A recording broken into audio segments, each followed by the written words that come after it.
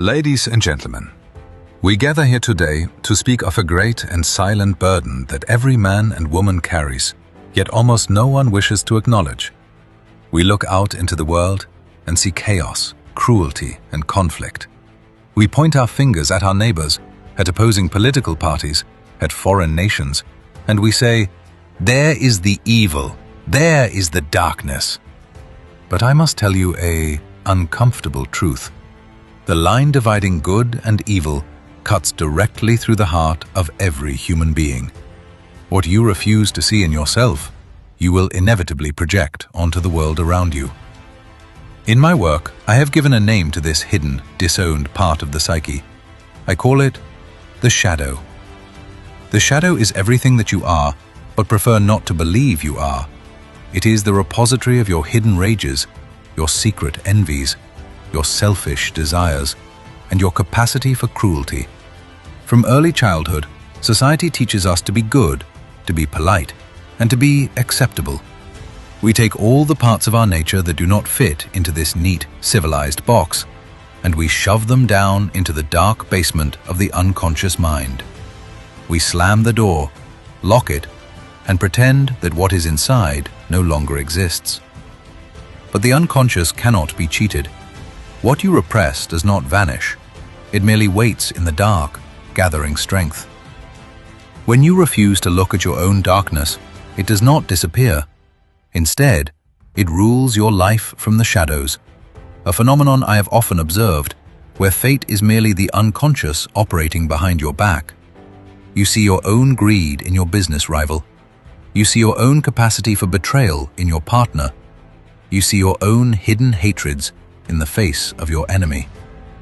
This is the mechanism of projection. It is a psychological blindness that allows us to feel righteous while we actively create the very hell we claim to despise. Consider the man who prides himself on being entirely peaceful, who boasts that he could never hurt a fly. Because he refuses to acknowledge his own capacity for violence, he becomes a puppet to it. His aggression will bleed out sideways, through passive-aggressive remarks, through bitter sarcasm, or through a sudden, terrifying outburst of rage that leaves him wondering what possessed him. He was not possessed by a demon. He was possessed by the piece of himself he chose to ignore. To confront the shadow is perhaps the most frightening endeavor a human being can undertake. It requires a shattering of the ego's illusions. It demands that you look into the mirror and admit that under the right circumstances, you too could be the tyrant. You too could be the oppressor. You too could be the executioner. Yet, this confrontation is the absolute prerequisite for any true healing or wholeness. I have often said that I would rather be whole than good. To strive only for a superficial goodness is to create a fragile, brittle mask. A tree cannot grow its branches toward the heavens unless its roots reach down into the darkest depths of the earth. If you only love the light, you are only half a person. Many people come to therapy looking for a way to rid themselves of their dark impulses. They want me to perform a psychological amputation. But I tell them that the shadow is not merely a collection of flaws, it is also the seat of human vitality. Within the shadow, locked away with the monsters, is your passion, your creativity, your instinct, and your strength. When you completely suppress your darkness, you also suppress your light. You become tame, lifeless, and neurotic.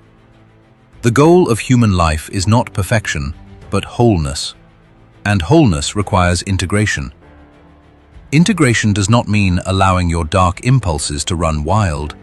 It does not mean becoming a criminal or a cruel person. Quite the opposite. The man who knows his own capacity for evil is the only man who is truly safe, because he is aware of what he is capable of. He watches himself. He knows the beast that lives within him, and therefore he can keep it on a leash. The most dangerous person is the one who believes they are entirely innocent, for they will commit the greatest atrocities in the name of righteousness, completely unaware of the monster driving their actions. To look into your own abyss takes immense courage. It requires you to lay down your moral superiority and look at your flaws with absolute honesty. You must ask yourself, what am I hiding? What am I projecting onto others? What am I running from? When you begin to accept your shadow, a remarkable transformation occurs. You stop judging others so harshly because you recognize that their flaws are merely reflections of your own. Your relationships become deeper and more genuine because you no longer need the people around you to be perfect to justify your own illusions. You become anchored, grounded, and resilient.